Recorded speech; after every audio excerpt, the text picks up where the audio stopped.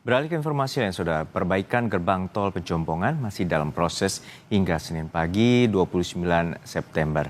Tampak sejumlah petugas memasang rangka fasad yang sebelumnya rusak dalam aksi Agustus lalu. Untuk mengetahui kondisi terkini, kita simak liputan jurnalis Kompas TV, Edwin Chan, dan juru kamera Bodia Vimala.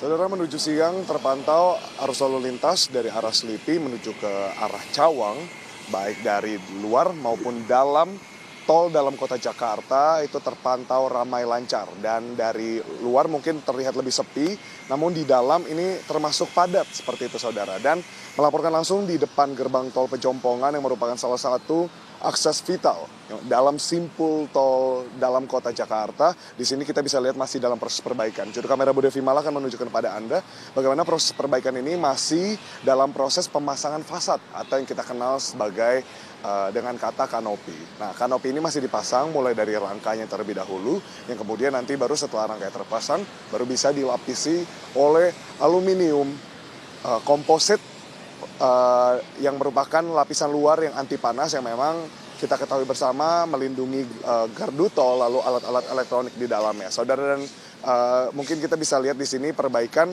masih akan memakan beberapa hari lagi karena memang tadi dari perbincangan kami dengan salah satu petugas di sini, total ada 26 orang yang bekerja secara bergantian dan membutuhkan beberapa hari untuk pemasangan rangka dari fasad ini. Dan saudara, bukan hanya fisik seperti itu yang memang menjadi perhatian dari perbaikan gerbang tol Pejompongan ini, tapi juga dari server yang memang dinyatakan oleh pihak Jasa Marga bahwa server ini menjadi salah satu PR besar di dalam rekonstruksi total. Dan sebagaimana yang disampaikan juga, memang untuk rekonstruksi dari GT Pejompongan ini tidak hanya yang dilakukan secara fisik atau semata-mata perbaikan biasa, tetapi juga dapat dilakukan secara komprehensif supaya gerbang tol ini dapat semakin nyaman dan fasilitas yang diberikan kepada masyarakat untuk melalui dan masuk ke dalam tol dalam kota Jakarta dapat semakin nyaman.